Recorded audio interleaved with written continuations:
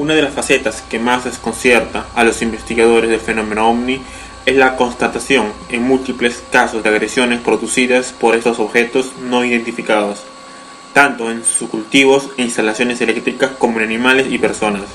Esto provoca, lógicamente, la inquietud ante la presencia de estas naves, porque quizás su presencia cercana puede afectarnos muy directa y gravemente.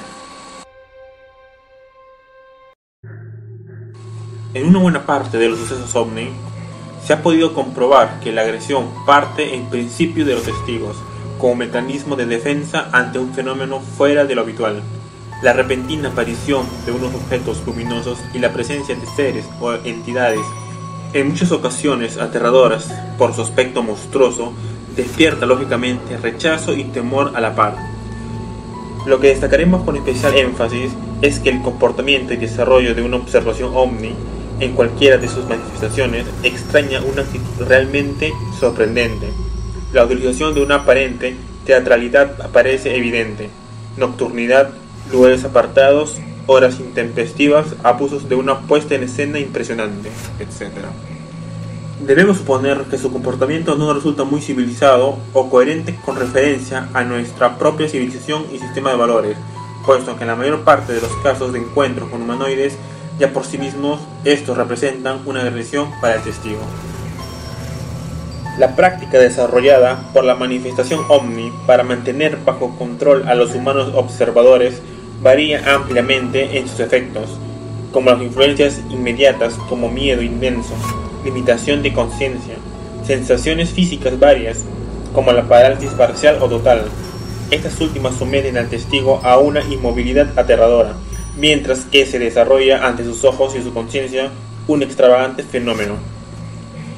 Debemos considerar del mismo modo otras secuelas de mayor duración, como el shock nervioso, estados febriles y delirantes, insomnio, amnesia, cólicos y síncopes prolongados, llegando incluso hasta la muerte. Estas secuelas no son precisamente inofensivas, por lo tanto, la manifestación primaria y comportamiento del fenómeno OVNI es con frecuencia reactivamente agresiva, a pesar de que saluden con ánimo amistoso, nos digan que vienen a salvar a la humanidad o aporten sanos consejos a quienes les escuchan. Incluiremos dentro de la agresión OVNI aquellos casos en los cuales los testigos han sido abducidos y raptados o introducidos amablemente y con su voluntad anulada al interior de un OVNI. En este lugar, después de verse sometidos en la más absoluta inmovilidad a todo tipo de exploraciones y análisis, incluidas las biopsias de tejidos o los encuentros sexuales con criaturas feminoides, los testigos han podido contemplar extraños compartimientos y estancias, utensilios incomprensibles, aparatos y maquinarias. Han sido tratados aparentemente con cortesía y disciplina. No les han proporcionado explicaciones o en todo caso fueron estas engañosas. Posteriormente les abandonaron en cualquier lugar, en estado amnésico, aflorando con el tiempo sus recuerdos de un inconsciente traumatizado. Los raptos no siempre utilizan buenas formas. Un ser o varios practican técnicas bruscas y primitivas, simplemente introducen por la fuerza y sin contemplaciones a unos asustados testigos que intentan huir de la forma que pueden.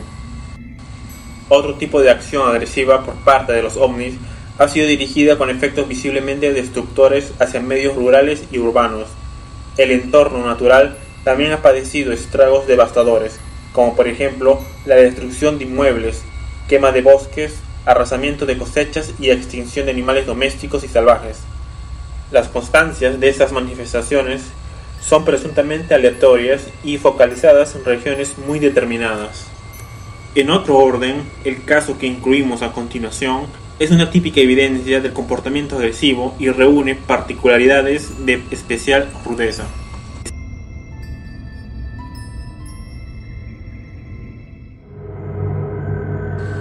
En la madrugada del 20 de diciembre de 1958, Hans y Stig fueron testigos de un horripilante encuentro con unas criaturas que pretendieron secuestrarlos.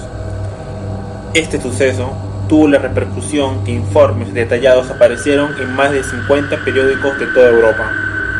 El Consejo de Defensa sueco investigó el incidente en detalle, figurando toda la información en sus archivos. Los dos testigos Se dirigían desde Höganäs a Helsingborg.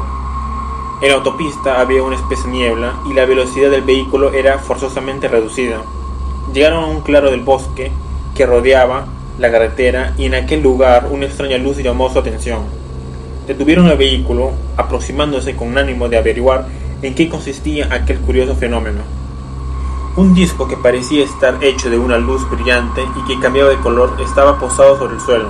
Repentinamente, varias burbujas, un poco más oscuras que la niebla, de una tonalidad azulada, aparecieron saltando alrededor del objeto.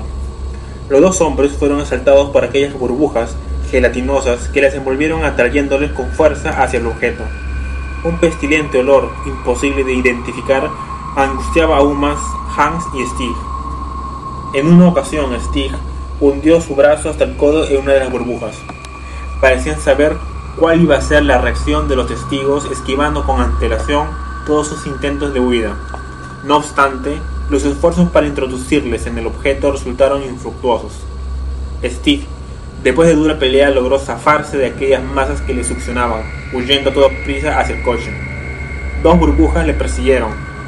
Stig, una vez en el interior del automóvil, tocó frenéticamente el claxon en un intento de pedir ayuda. Un estridente bocinazo pareció asustar a aquellas criaturas y el efecto fue inmediato. Hans, que desesperadamente se agarraba a unos postes de alumbrado público, fue liberado de aquella atenazante succión.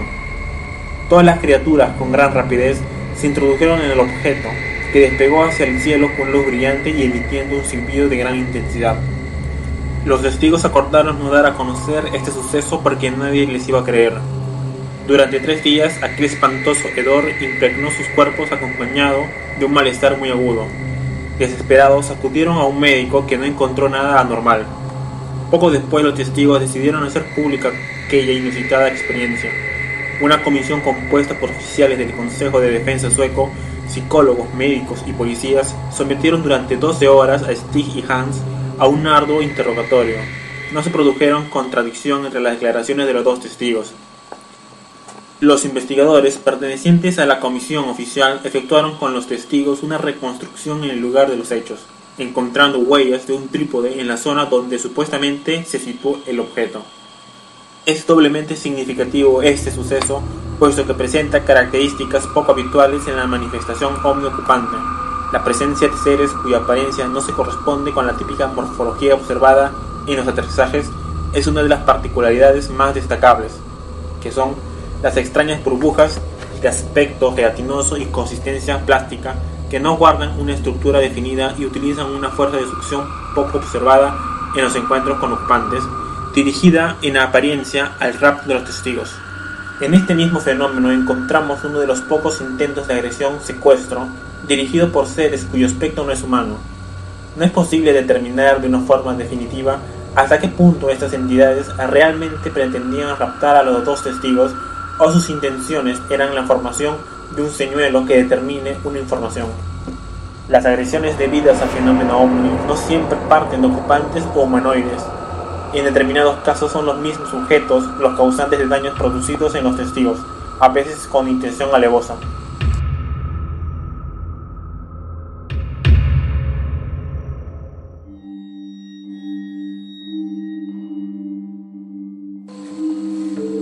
Almiro Martins Freitas, funcionario del Servicio Especial de Ronda y Seguridad Interior, se encontraba realizando labores de vigilancia en la presa de Funil en Itaiaia, estado de Río de Janeiro, Brasil, un domingo del mes de agosto de 1970. Sobre las 9:30 de la noche, mientras realizaba una inspección del sector, observa en una elevación cercana una hilera de luces anaranjadas, azules y de otros colores. Inquieto, se aproximó al lugar. Deteniéndose a 15 metros de aquellas luces multicolores, escucha un extraño sonido, como emitido por una turbina de reactor que le deja casi sordo. Resuelto a afrontar aquel inminente peligro, empuña su revólver reglamentario y dispara varias veces. Almiro siente que entre el segundo y el tercer disparo, una violenta luminosidad pasa del lugar donde se situaban las luces y en su dirección. Un calor anormal paraliza todos sus movimientos. Poco después, un automovilista y otros vigilantes del servicio de seguridad acuden en su ayuda.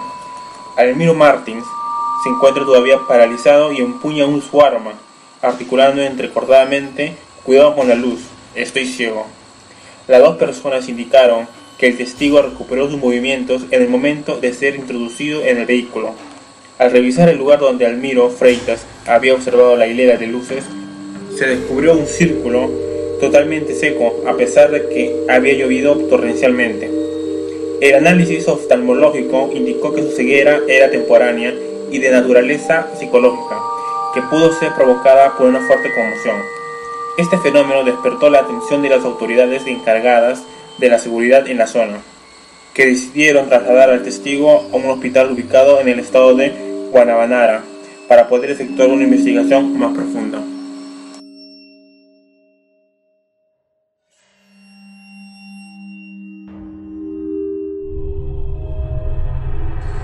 En todos los casos en que se produce una acción hostil por parte de los seres ocupantes, podríamos calificarla como voluntaria. Debemos considerar que este comportamiento puede obedecer a dos actitudes bien diferenciadas. Por un lado, a reacciones de autodefensa por parte de los humanoides que responden a una acción claramente agresiva desencadenada por el testigo, generalmente debido a que éste siente temor por lo desconocido. Por otro, las entidades atacan al observador con una acción claramente ofensiva y sin mediar ningún tipo de provocación anterior. El 22 de septiembre de 1967, en Caracas, Venezuela, en un hipódromo ubicado cerca de la capital, en la noche del 22 de septiembre, un empleado fue atacado por un ser de gran fortaleza, que le atenazó la garganta hasta casi estrangularla. Ante los frenéticos relinchos de los caballos situados en los establos, el desconocido huyó rápidamente. Media hora después, un caballo fue atacado por alguien, y otro empleado observó a un ser de pequeña estatura que salía disparado del edificio.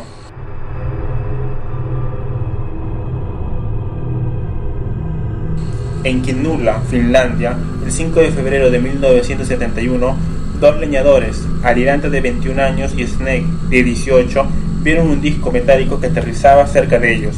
De la base emergió flotando una criatura de 1 metro de altura.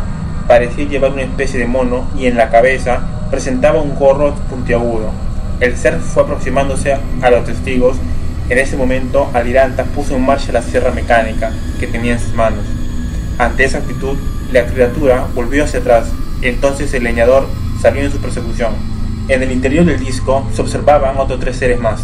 La criatura regresó flotando hacia el objeto, pero Aliranta logró atraparla por el casco, que le produjo una quemadura como si estuviera al rojo vivo. Esta quemadura tardó 2 meses en curar. Después que el objeto haya despegado, los testigos quedaron sin habla y con los miembros paralizados durante un tiempo. En la nieve se veían 4 marcas y huellas de pasos.